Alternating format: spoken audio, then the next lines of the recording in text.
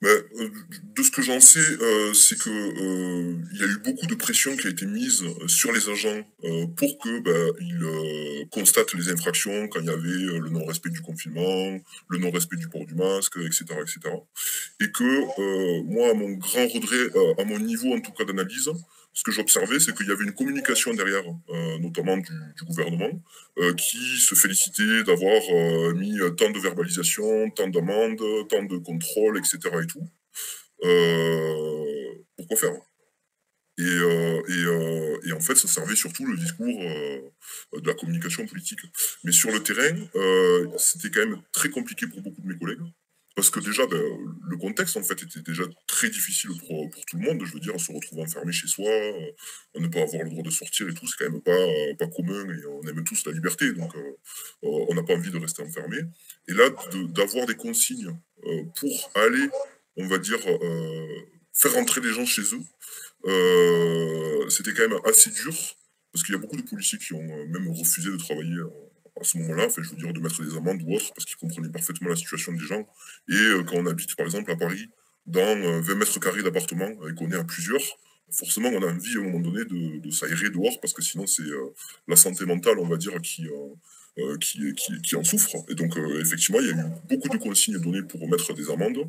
Mais en même temps, je sais qu'il y a pas mal de policiers qui ont réagi en disant non, non, mais en fait, on ne va pas se mettre à dos la population en leur mettant une amende comme ça pour pas avoir porté le masque, pour pas avoir respecté la fiche qu'il fallait qu'ils remplissent eux-mêmes pour pouvoir avoir le droit de sortir. Donc, il y en a qui ont été plutôt voilà, conciliants. Mais en tout cas, toute cette énergie dépensée, on va dire, à aller contrôler principalement d'ailleurs, toujours les mêmes personnes, malheureusement, c'est-à-dire tous les gens qui travaillent, qui habitent dans les quartiers populaires, qui ont des appartements petits, qui se retrouvent forcément en extérieur pendant le confinement, c'était toujours eux qui étaient ciblés.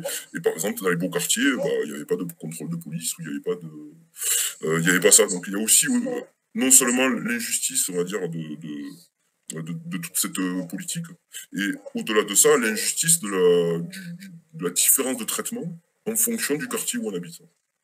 Et ça, je sais que c'était non seulement mal vécu par certains de mes collègues, mais aussi mal vécu par la population qui se sentait ciblée en disant, mais regardez, par exemple, dans tel quartier, vous y allez jamais, pourquoi vous venez nous voir à nous et entre guillemets, nous embêter à nous, quoi. Donc, je sais que ça a créé beaucoup de tensions et que malheureusement, la relation entre la police et la population, elle était déjà un petit peu compliquée par rapport au mouvement des Gilets jaunes qu'il y avait eu avant, par rapport à tout un tas de manifestations, tout un tas de faits divers où la police, on va dire, était critiquable. Et bah, du coup, ça n'a rien arrangé et on va dire que ça a aggravé le fossé qu'il peut y avoir entre la police et la population. Et, et de fait, ça rend plus difficile le métier de policier, par principe de verbaliser.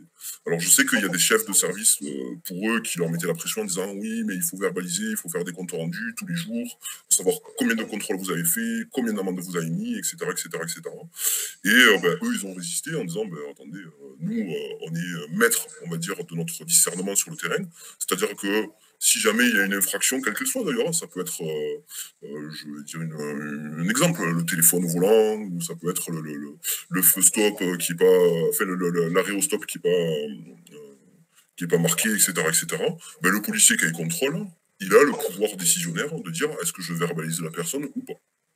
Et donc, ben, ils se sont servis, entre guillemets, de ce pouvoir-là pour dire, ah ben, nous, on estime qu'il n'y avait pas de raison nécessaire pour faire appliquer, on va dire, les réglementations. Il n'y avait pas besoin de sanctionner, on a juste parlé avec les gens et ils ont compris, etc.